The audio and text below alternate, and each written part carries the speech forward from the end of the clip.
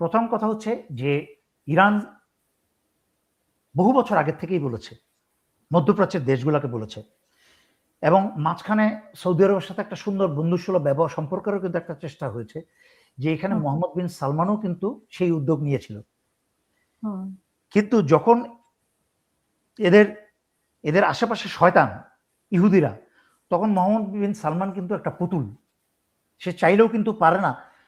মোহাম্মদ বিন সালমানদের চিন্তা ভাবনা কিন্তু দেশ নিয়ে না, মোহাম্মদ বিন সালমানদের চিন্তা ভাবনা হচ্ছে তার রাজ পরিবারটি কেন নিয়ে, যেন তাদের রাজ পরিবারটিকে শেষ পর্যন্ত ইরানের সাথে কিন্তু ঘনিষ্ঠ সম্পর্ক করতে দেয়নি।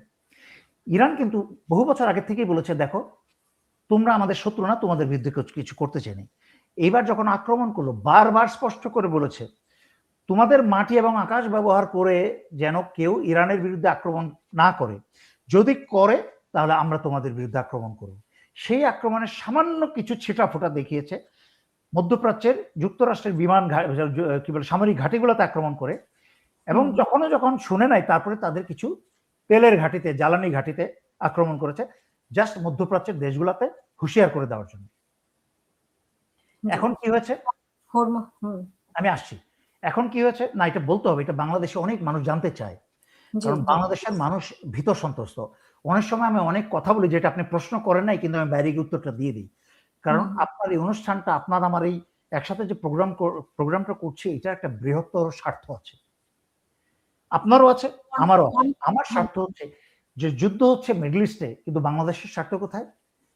বাংলাদেশের স্বার্থ হচ্ছে যে আমরা 92% মুসলমানের দেশ, যেই দেশের 3 দিক ঘিরে আছে ভারত, মুসলিম হত্যাকারী, এবং ইসরায়েলের ঘনিষ্ঠ বন্ধু, ইসরায়েলের সাথে আতাত করা, প্রকাশ্যে আতাত করা। যুদ্ধের 2 দিন আগে এই গোবর খাওয়া মোদি কিন্তু ইসরায়েল ঘুরে আসছে এবং আশ্বাস দিয়ে আসছে আমরা ইসরায়েলের সাথে আসছি।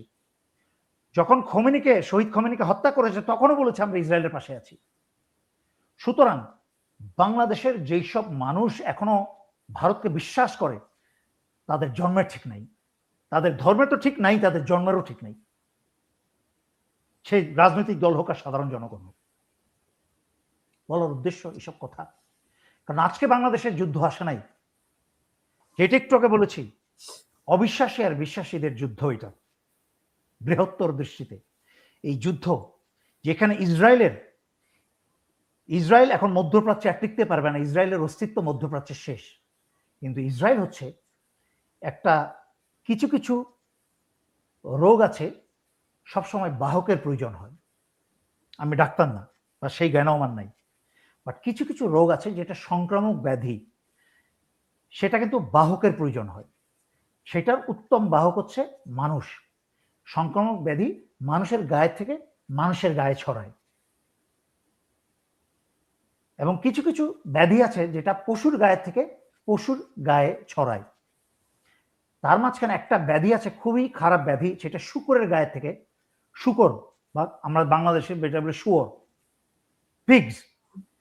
পিগের মাধ্যমে ছড়ায়। কারণ পিগ এমন কোনো খারাপ জিনিস নাই যেটা খায় না, নিজের রোগ আক্রান্ত শরীরের অংশও সে খায়, আরেক পিগের শরীরের অংশও খায়। এই জন্য আল্লাহ পিগকে হারাম করেছেন বহু বছর, এত বছর আগে করোনার মাধ্যমে, বা শূকরকে হারাম করেছেন। ইসরায়েল হচ্ছে সেই শূকর, ভারত হচ্ছে সেই শূকর। ইসরায়েল মধ্যপ্রাচ্যে দখলদার প্যালেস্টাইন হারিয়ে এখন সে কিন্তু ভারতে অবস্থান নিবে, আস্তে আস্তে ভারতে জায়গা করে নেবে। ভারতীয়রা তো মুসলমান হত্যায় ব্যস্ত, ভারতীয় তো বজরংবলী হিন্দুর মানে কি বলে এটাকে এক্সট্রিম হিন্দুইজমে ব্যস্ত, কিন্তু ওরা বুঝতে পারছে না কি পরিমাণ ইসরায়েলিরা ভারতে এসে আশ্রয় নিচ্ছে।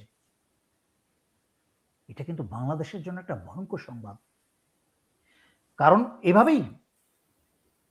এভাবেই বেলফোর চুক্তির মাধ্যমে যুক্তরাজ্য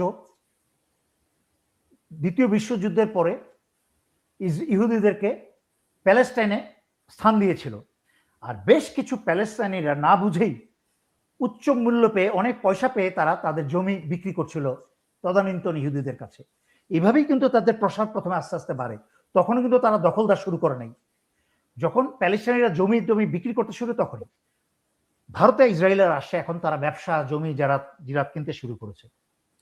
এবং লোভী ভারতীয়রা কিন্তু জমি ব্যবসা বিক্রি করতে শুরু করেছে ওই প্যালেস্টাইন থেকে পালিয়ে আসা জায়নিস্টদের কাছে।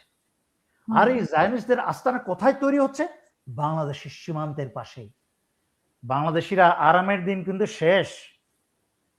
এখন বলবেন আমরা তো বরাবরই কষ্টে ছিলাম, তারপরেও সারা জীবন তো জুলাই আগস্ট 24-এর আগ পর্যন্ত আমি চিৎকার করে করে আমার জীবন শেষ করতাম যে আপনার উপরে বিপদ আসে না, আসবে কিন্তু কালকে, তখন চিৎকার করলে কেউ আপনার কথা শুনবে না।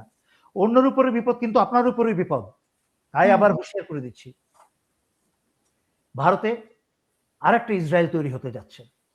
এমনিই তো ভারত হচ্ছে শয়তানের কাঠি, ওই যে কি বলে এমনি কি বলে নাচুন্যা বুড়ি তার উপরে ঢোলের বাড়ি, এমনি হচ্ছে ভারত শয়তান, তার মাঝখানে ইসরায়েলেরা পালিয়ে ভারতে আশ্রয় নিচ্ছে। তার মানে এখন বাংলাদেশের ভিতরে খোঁচানি, বাংলাদেশের ভিতরে রয়্যাল লোক ঢোকা এবং সকল প্রকার শয়তানি কর্মকাণ্ড কিন্তু হাসিনার আমলের চেয়ে বেশি হওয়ার সম্ভাবনা। তাই সরকার থেকে আরম্ভ করে যারা দেশপ্রেমিক এবং ভালো মানুষ, বর্তমান সরকার যারা ক্ষমতায় আছেন, তারেক রহমান থেকে আরম্ভ করে আমি বাংলাদেশের সকল মানুষকে আমি সচেতন করব, আপনারা সচেতন হয়ে যান, কারণ কেউ রক্ষা পাবেন না। দ্বিতীয়ত, আপনি